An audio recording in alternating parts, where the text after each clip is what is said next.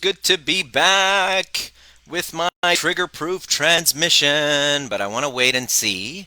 We've been having some audio issues, and this is a very important transmission for you today.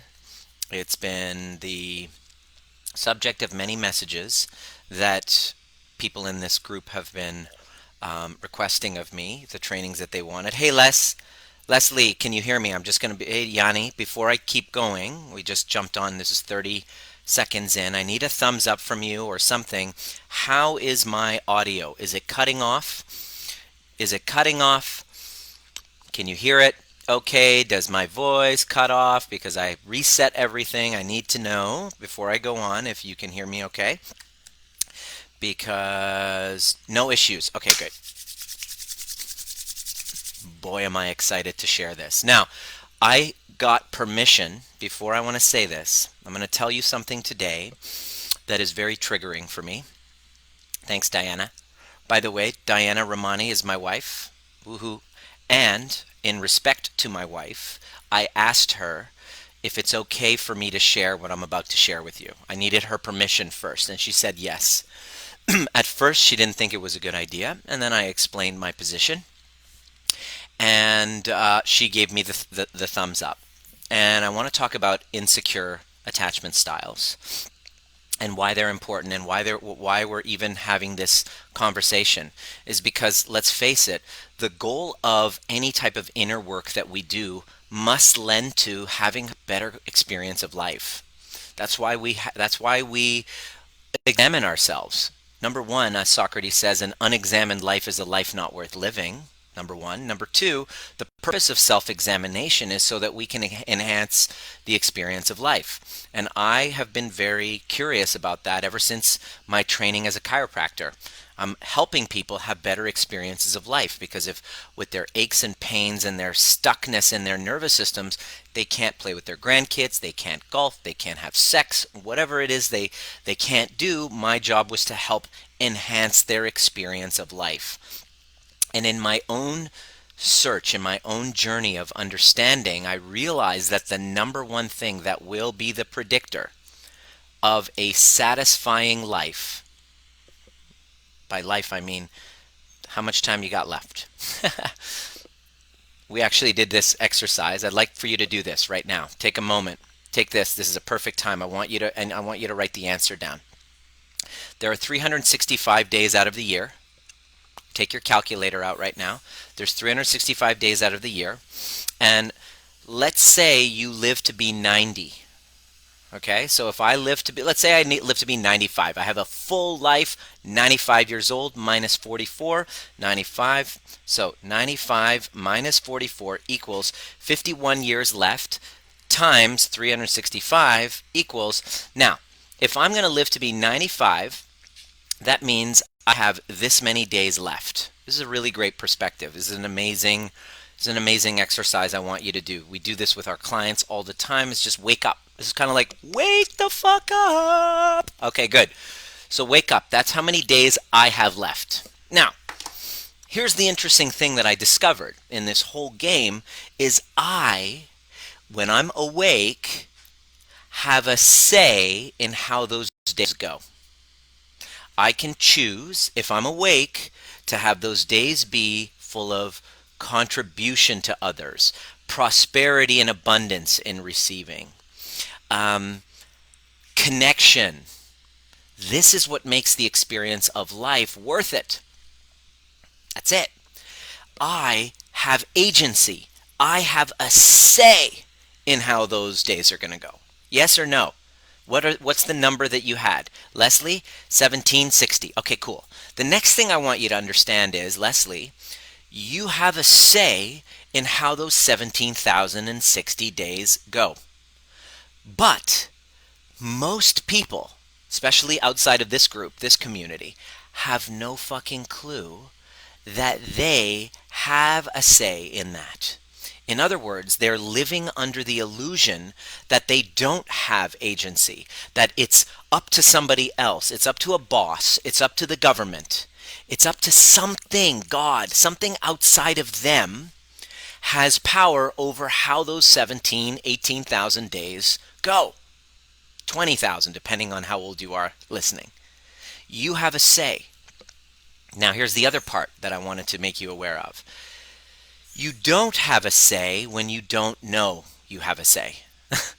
In other words, you don't know what you don't know. In other words, the first half of life, as James Hollis says, is a gigantic mistake. Is that you think that you've had a say. You think that you've been the one in control, but in actuality you haven't. You have been governed in your body by these unconscious, what he calls complexes, as Carl Jung calls, these unconscious complexes, which are really old traumas and relationship patterns and dynamics that are unconscious, have been at the helm governing you, and you don't even know it. And the gift of a crisis, or a gift of a divorce, gift of relationship breakdowns, the gift that I got 2 years ago in the breakdown of that relationship, was that I had to actually look at myself, which I didn't really feel like doing because I was too ashamed to do that. So that's the first hurdle that we must overcome, is the shame of looking at ourselves. Many people don't even go there. Many people would rather not, so they delegate to others. They're the ones that usually get chronic illnesses. Their bodies start to fall apart because their bodies are desperately getting them to pay attention. I want you to look at the unconscious mind as this younger child inside of you that's going like this. Please, please stop ignoring me. Stop abandoning me. And it will make every effort it can, including making you extremely unhealthy, chronic pains, chronic fatigue, chronic illness, chronic fatigue, chronic pain. Those are the patterns I would see with my patients, are the body's last-ditch effort to say, please, please stop abandoning me and pay attention to me. And we can all try to put on these pills and these vitamins, which are helpful, of course, but there's no pill. What pill or what adjustment, even as a chiropractor, can solve a problem caused by persistent self-abandonment that was a learned behavior in your childhood? And so what happens is, we then, based on those unconscious complexes, create insecure attachments in our relationships. My relationships were a flood of information. If I'm willing to look, if I'm willing to unpack it, if I'm willing to take responsibility, which most people don't want to do, to take a look and go, how has this been a repetition? Yes, I'm going to put down, like, I really want to blame that bitch. I really want to blame that narcissistic asshole. And yes, I have every right to be hurt by the things that they did or didn't do for me, and how they abandoned me, and how they said one thing and they did another. I'm not taking away your right to feel those things at all. I'm inviting you to actually heal. Because those that heal have made this one leap. And here's the leap. The leap that tells the person, that gives the person the permission to actually go, how was this a repetition from my past? And so what I discovered was, and I'm going to share this with you vulnerably here, that my choices in my relationships were not done cognitively. I mean, I look back. This is why you look back and you go, what the fuck was I thinking? How stupid was I? And the truth is, it's not that you were stupid. It's not that you made a mistake. There were no mistakes. It's that at that time, your child mind and your adult mind, you want to make decisions from your adult mind. Like, I'm going to start a business. I'm going to start something, powerful, and I'm going to lead, and I'm going to, I'm going to start eating right. But then the child mind that feels still unaddressed, that feels still abandoned, and completely sabotage. And so when I look back on my choices of relationships, they were made based on a wound.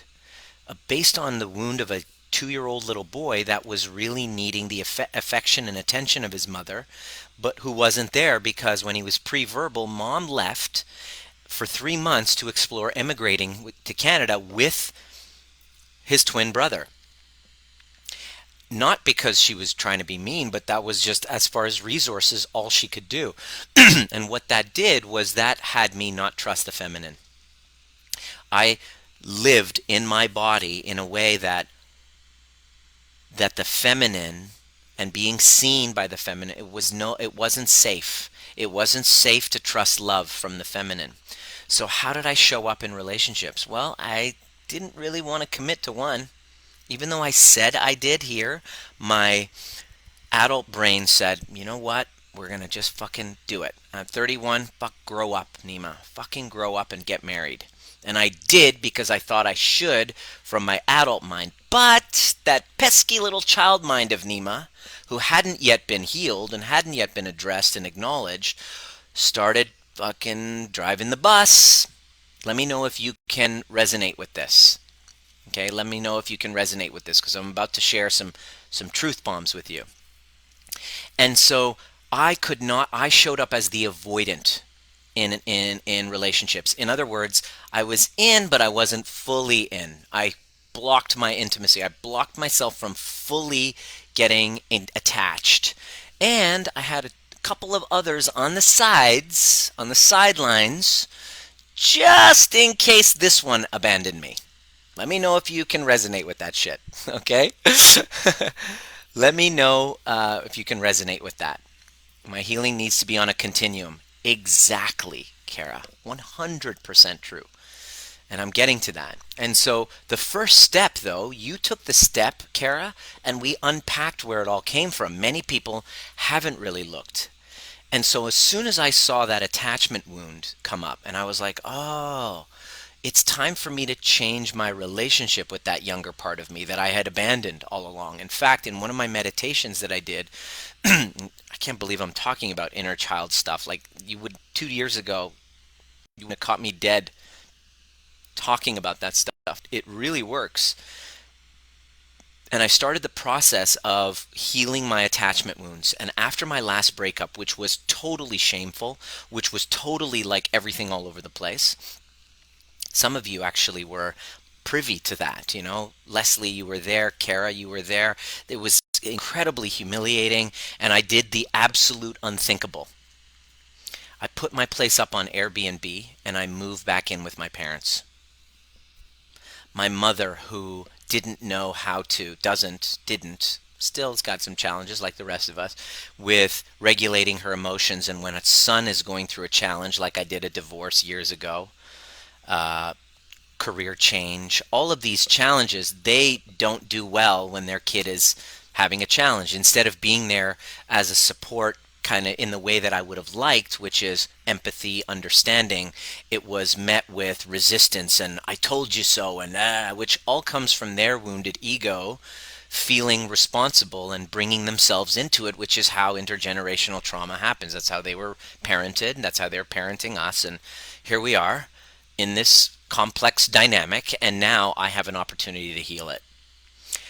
And I had to get out of that. This was the hardest thing that I had to do because I had said energetically that I was over the story of my parents. I would say that, yeah, you know what? And I would do the work here, but actually there was still a 2-year-old inside of me that was still angry and hurt that his mother abandoned him.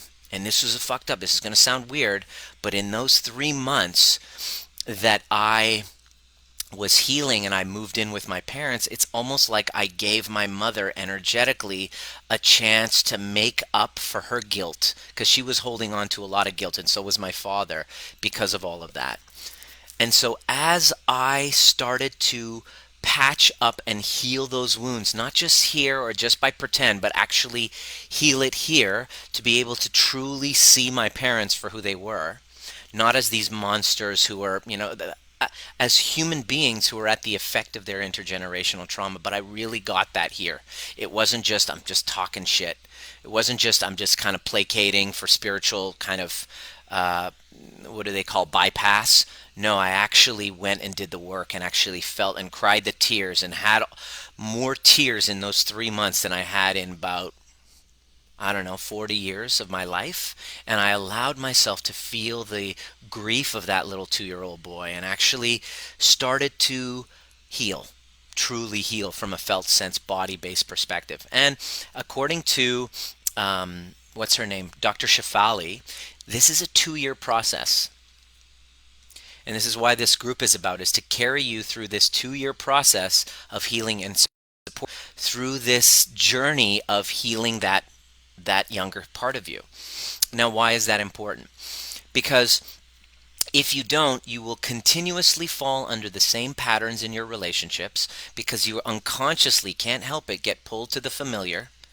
Like now, like what I would get pulled to because of those complexes are wounded women, highly sexualized. My ex was a stripper and a high-end escort and ran an escorting business online, and so I was so fascinated by that. I was like, my dark passenger was like, woohoo! Even though my higher self was like, what the fuck are you doing? Putting her in, you know, control of your whole company, right? And so again, governed by my emotional brain, I was able to then heal that and really fully integrate over time. And it's an ongoing process that never ends. And now, when I would start dating again, this is what happened. I would start dating again, took some time off of distracting myself with women. That was my go-to. Is that okay? Well, you know what? I can now distract myself from the feeling of loneliness, the feeling of abandonment by dating a lot of women. That was kind of my go-to. Let me know if you can kind of resonate or relate to this. And so when I started dating again, I was, having you know how uh, Geo was one of the coaches that we hired to help us through navigate. I've developed a friendship with her, and she talks about having a man funnel when women are dating to create a funnel of men that she's getting to know different people, and everybody's got their own opinion of what if that's appropriate or not. But I had my woman funnel back on, and I went back to my old patterns, and I would notice, I'm not going to basically, give myself to somebody who's not really into healing herself either, and seeing the relationship as a place to heal and evolve and grow together. But I was dating around and getting my, social needs met, as they say. And then when I met Diana, it was interesting. And this is where the whole secure attachment, going from insecure attachment, which is avoidant, which the avoidant in me didn't want to fully engage with one woman and fully invest in fears of her pulling away. That's my 2 year old self again.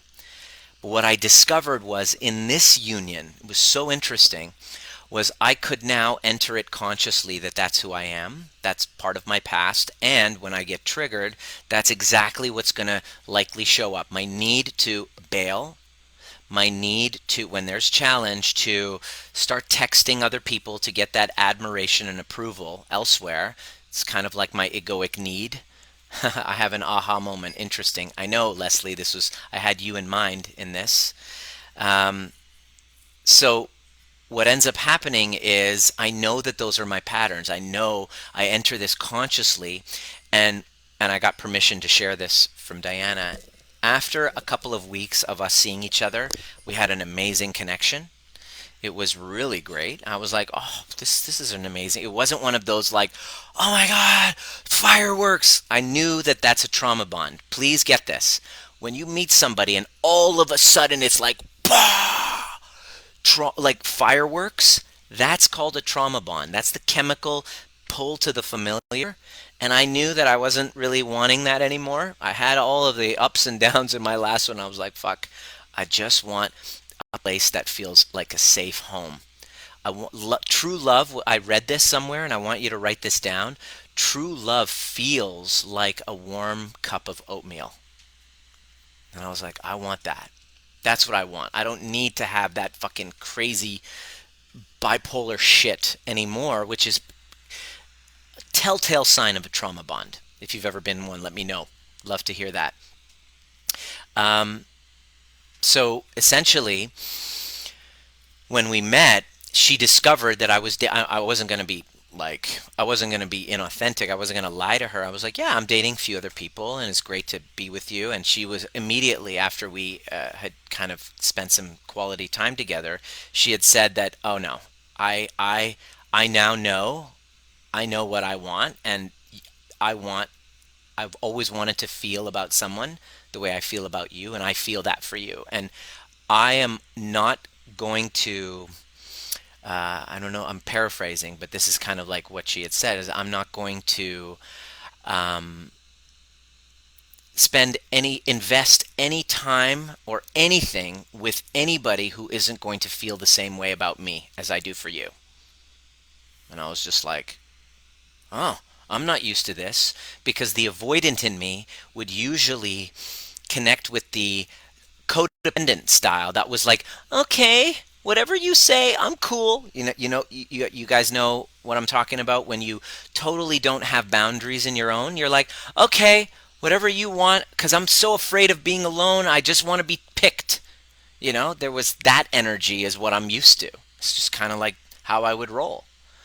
And she turned around and was like, no, that's not, I know what I feel, and I want the person that I'm with to feel the same way about me as I do for you right now, and that's what I want.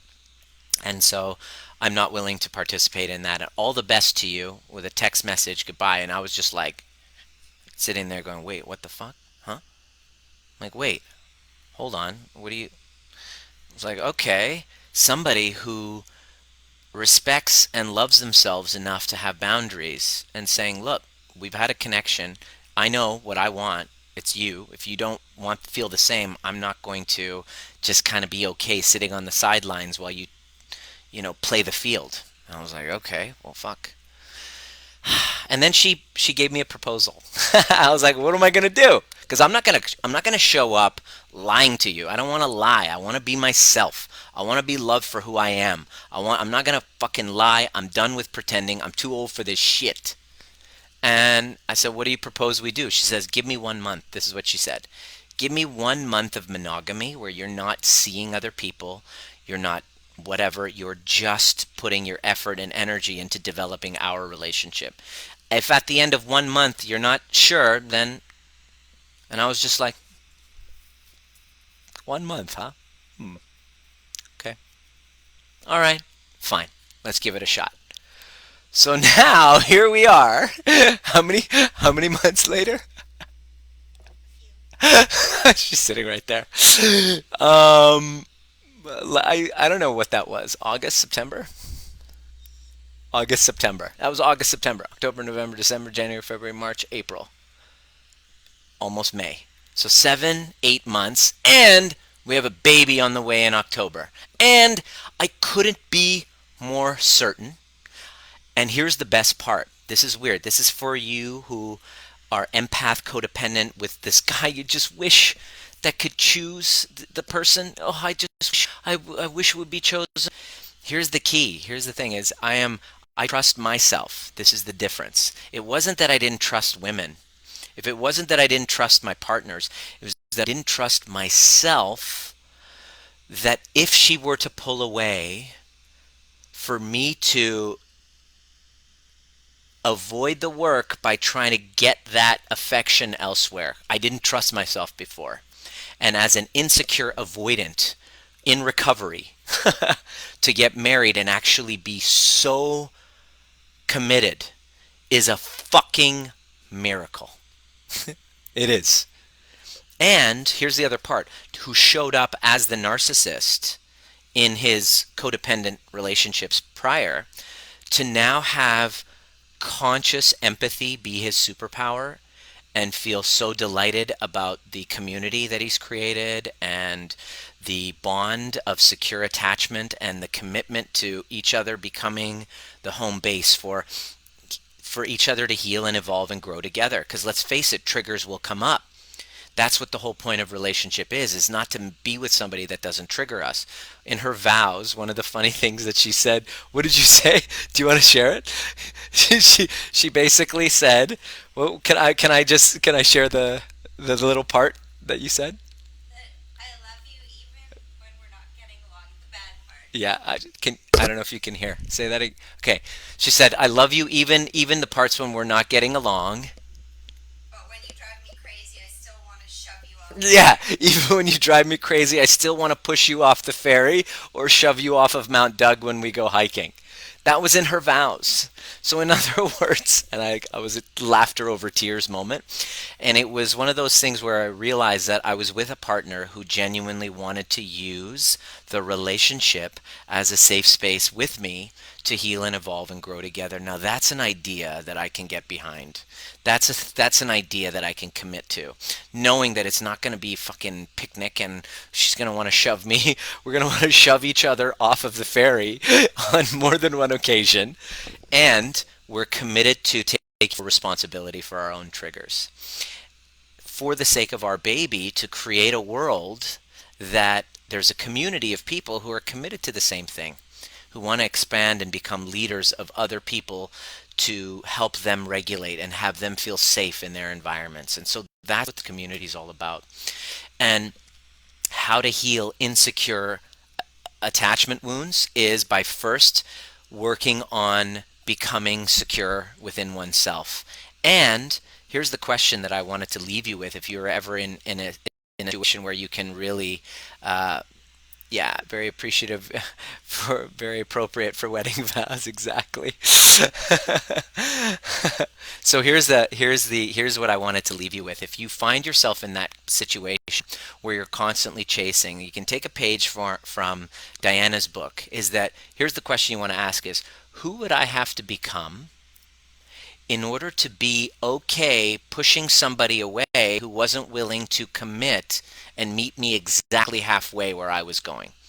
And how, especially for you, if you've shown up with the same pattern in relationships as either the needy one that's constantly hoping to be chosen versus the one who's like, fuck, get away from me, but deep down really wanting that connection, which is the avoidant, c'est moi. Either one of those two, it's time to wake the fuck up and take responsibility to heal those old attachment wounds, to go on that journey, to start that hike up that mountain. Why? Well, because the 18,000 years, days, excuse me, the 18,000 days that you have left, research has proven that the only way those days will be meaningful, the only way those days will be satisfying, is if you have healthy relationships. So you can't expect to go the next 18,000 days not having learned to master that, to master what you suck at. If you run a business, you can always delegate the shit that you suck at to someone else. That's actually great management. That's actually praised. Way to go. But in relationship, I can't do that. I can't delegate the shit that I suck at to my partner. That's called narcissism. I must take responsibility for myself. Now, you might be thinking, what about my partner? He's not doing anything. Yeah, I know. I get it.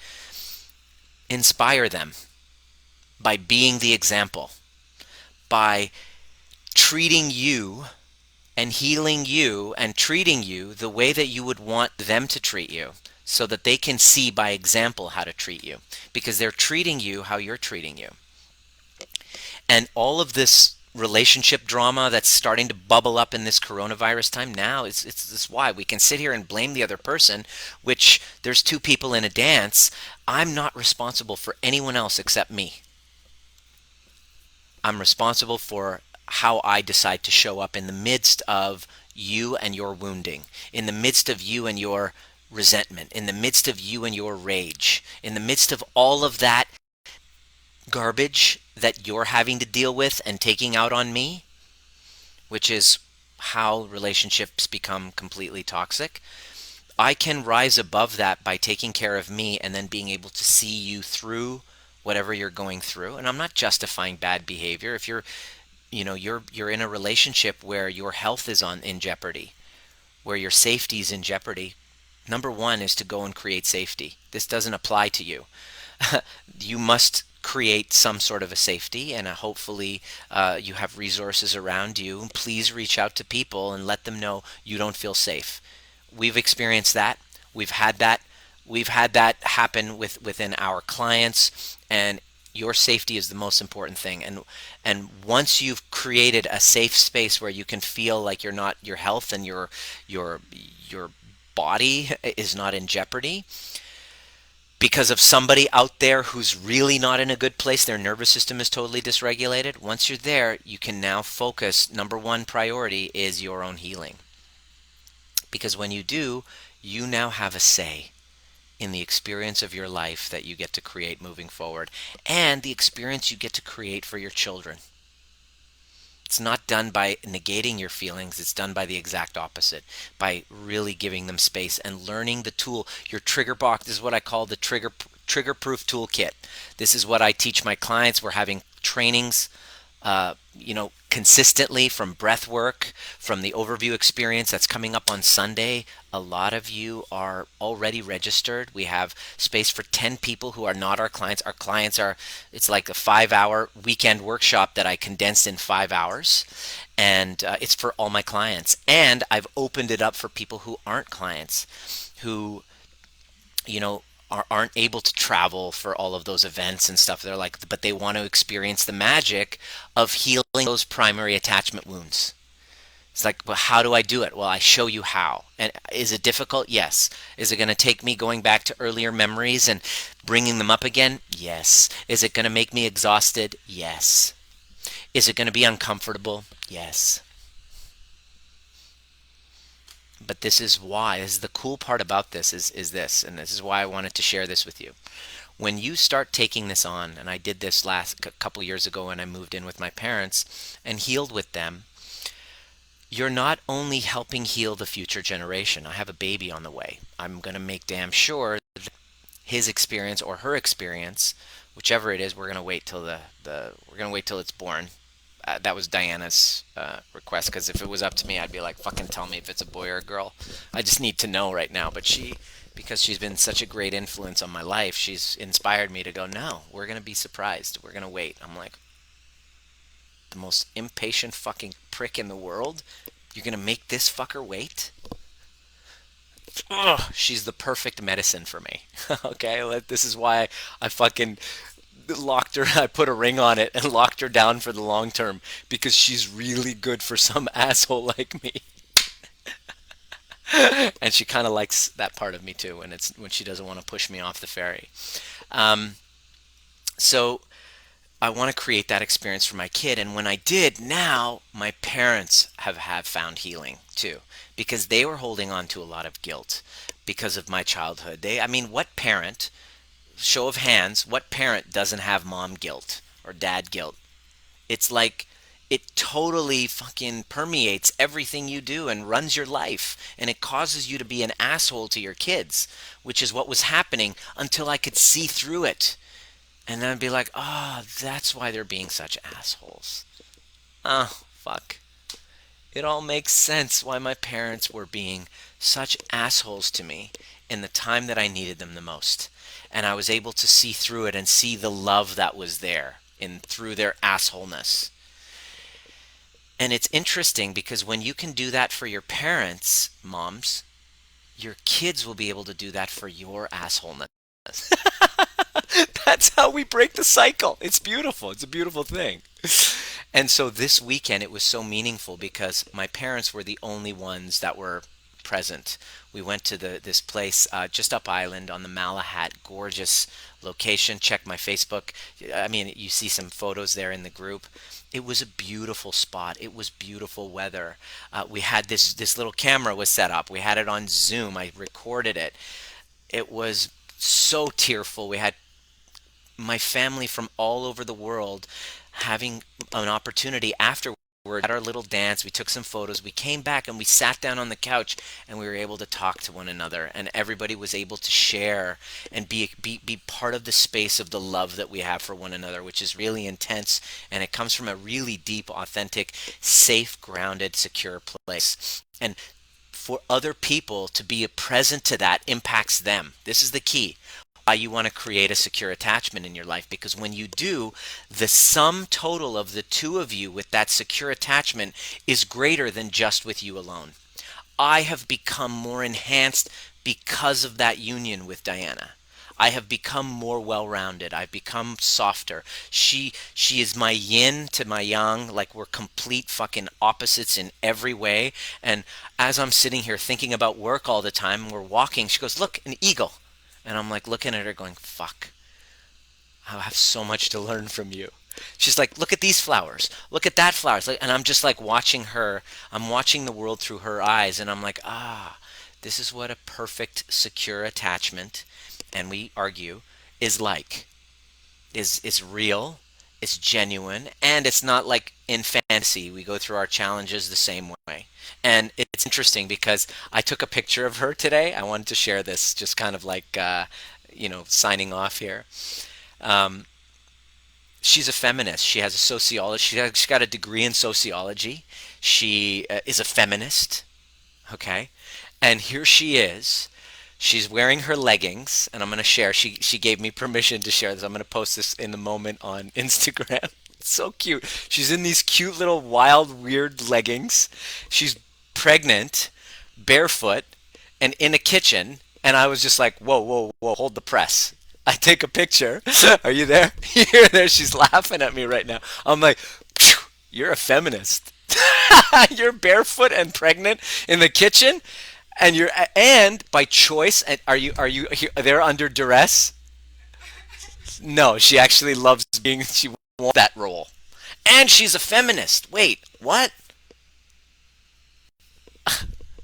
And sometimes she kind of jokes around with me. You're such a misogynist. Like we have that kind of fun relationship, and I just took a photo. I'm about to post it on Instagram in a moment. Check it out. I'd love to see what you think. But I'm like, dude, you are barefoot and pregnant in the kitchen, and you're preparing my eggs, and I'm just like sitting here going, wait, what? How is this possible for a master's in sociology who's a feminist in feminist studies to be in this situation? Whoa, stop the fucking press. How is that possible? That I'm going to leave you, just going to leave you with that little kind of tongue twister or mind fuck of how that's possible. You let me know because I'm still trying to figure that shit out. For those of you who are coming on Sunday to our event, I can't wait. It's going to start off with you literally meeting face to face. First of all, we get you into your body. And over the 5 hours, you get to literally see everything you've ever been stopped by in your emotional brain, your childlike mind. And by the end of it, you will have learned how to integrate your adult mind and your child mind so that you can break through that freeze response in your nervous system dysregulation, show up in your heart and ready to serve your gifts because you have them. We just lose access from a disconnected. And then our relationships are not satisfying and our purpose is not satisfying. And all of that can be totally turned around when you learn to just go in rather than pointing fingers and grab the mirror in your relationship instead of a magnifying glass looking for and being able to grab a mirror instead. Life is far more satisfying with secure attachments. Let me know what resonated with you in this training. I'm grateful to be able to share this with you. It's coming straight from my heart with a real big why behind it. And I'm super duper stoked to guide you over the next couple of years towards helping you create secure attachments. Dr. Shafali said it takes 2 years, and I can attest to it. Because 2 years ago at this time, I was in fucking rock bottom place. And now I got a baby on the way. I have a beautiful secure, a heart that's literally overflowing with gratitude and a deep desire to kind of guide you on that path with my little flashlight, carrying this, going, dude, I know what it's like. Let's climb together. It's a absolute privilege for me to be guiding you. And if you have any questions, let me know. And I'd love to see you if you're curious. And for those of you that are really going to jump in and ready to face your fears and jump in and join us on Sunday, I'm super duper stoked. Send me a DM and let's chat.